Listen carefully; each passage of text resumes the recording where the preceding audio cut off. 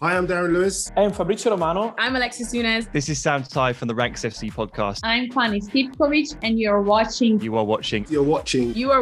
Chasing Green Arrows. Chasing Green Arrows. Chasing Green Arrows. You're watching Chasing Green Arrows. Hi, I'm Abbi Summers, and I'm going to be walking you through my FPL team on Chasing Green Arrows podcast.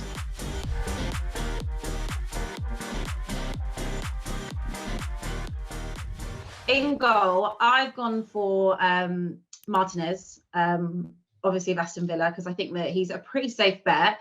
And also the fact that, we saw him at Arsenal and then he went to Villa, and I just think he's a pretty good keeper. So not going to break the bank too much, but he's a good option to have there.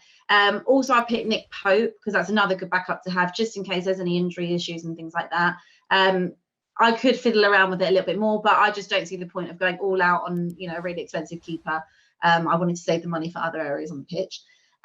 So I've gone for Trent Alexander-Arnold in there, just purely for the assist angle as well. Not so much the defensive side of it, but he's always chipping in with assists throughout the season. So I put him in there. I did have Kyle Walker in, but I've taken him out because I had too many City players. So I put in Reece James.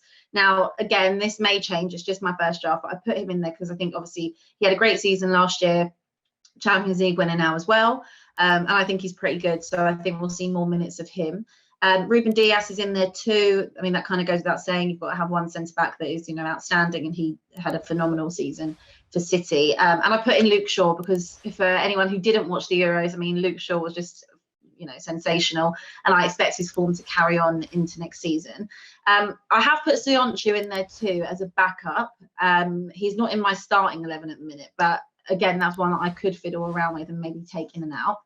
Midfield, I've put James Ward-Prowse because I think that's a good option to have. We know that he loves a free kick. Dead ball situations can always pop up with those. So I thought that was a good option to have, and he wasn't too expensive either.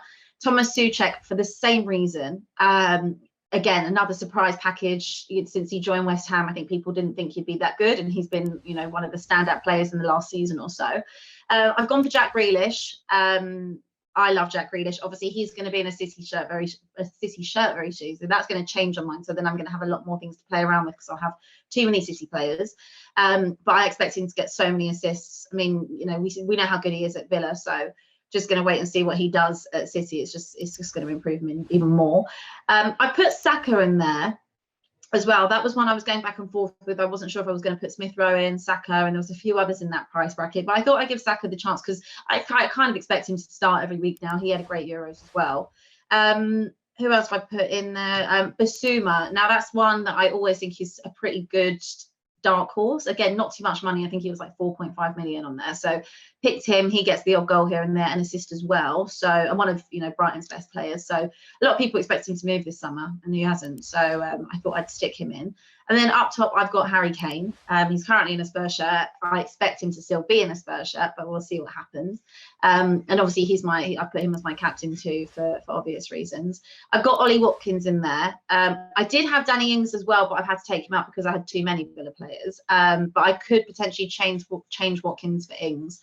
I think obviously he came in from Brentford and had a fantastic season for Aston Villa too. Potentially may put Ings in for that same reason. Now he's gone to Aston Villa. He'll probably get more service than he did at Southampton. And I've got Calvert-Lewin as well, who's currently sitting on my bench just while I ponder that decision of what to do with Ings and Watkins. But Calvert-Lewin, again, another really good season for Everton. And we know he knows where the goal is. So that's my squad for now. But I expect that to change before the start of the season.